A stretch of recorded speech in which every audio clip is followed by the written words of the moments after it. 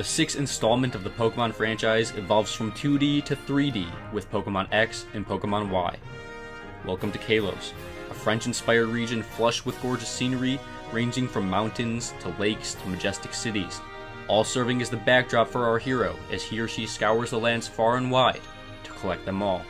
Pokemon X and Y introduces a new 3D engine alongside a host of small improvements to gameplay and online functionality, fashioning a beautifully immersive world that cultivates communal interaction. But does this stereoscopic universe conceal the remains of long-established gameplay concepts?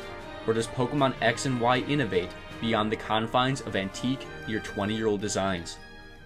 Pokemon X and Y supplies the perfect combination of innovation, reimagination, and nostalgia, catering to fans young and old, novice and expert. The world is brought to life via 3D graphics that extend beyond battles and seep into the overworld. The landscapes are rich in color and diverse in topography. The people and the Pokemon, along with their attacks, animate beautifully. Kalos is truly a living, breathing world. Its multi-dimensional rendering immerses the gamer in its setting unlike any previous title, capturing the spirit of the anime and subjecting said player to its inherent charm. However, X and Y's newfound beauty belies the age with which its core mechanics operate. The 3D functions as an exoskeleton, masking the regurgitation of the same story and same gameplay we've had for years. Pick your starting Pokemon, battle your rival, collect 8 gym badges, and become the Pokemon League champion. Oh, and of course, collect them all. Amidst an exquisitely polished backdrop, you'll come to realize that this is very much the same game as it's ever been. Of course, sameness is not synonymous with poor design. The freshly adorned exterior is layered atop a system of antiquated core gameplay mechanics that are structurally sound. Numerous small touches and improvements enhance these mechanics, crafting a faster, smarter, and prettier title. A re-envisioned experience share allows for less tedious training sessions, specific stores grant a fairly robust level of player customization, and a myriad of improvements to the global trading system breeds increased interaction amongst players all over the world. The vast implementation of subtle upgrades to various mechanics and interfaces culminates with a more polished but not necessarily fresh experience. While the core gameplay remains similar to prior iterations, the presentation catapults X and Y to new levels of immersion. The 3D engine facilitates a stronger connection between trainer and Pokemon through interactions with fully rendered models in Pokemon Ami.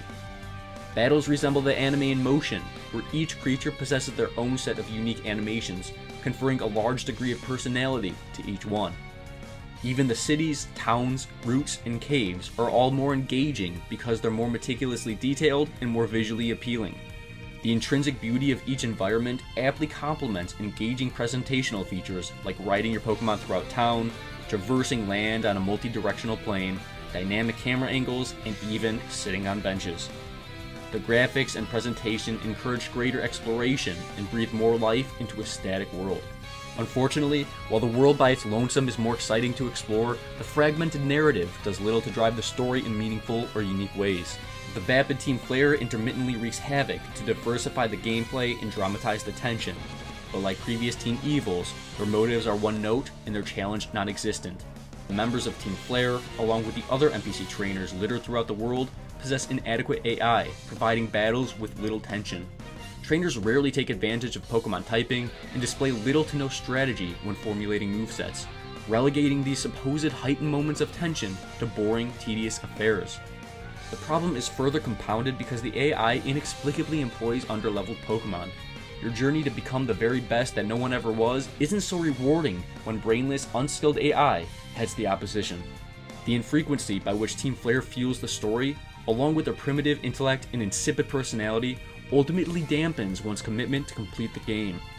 The main story lacks tension and payoff. You'll find them instead through exploration and interaction with Kalos' vast world and cast of characters. An assortment of refined mechanics and a rebalancing of base stats, base damage of moves new and old, abilities, etc., coupled with the addition of approximately 70 new Pokemon in the elusive Fairy type, engenders the greatest change to the metagame since Gold and Silver. Pokemon X and Y is the most well-balanced game in the series. The new Fairy type neutralizes Dragon's potency, and other changes to the type chart promote a more equal affair.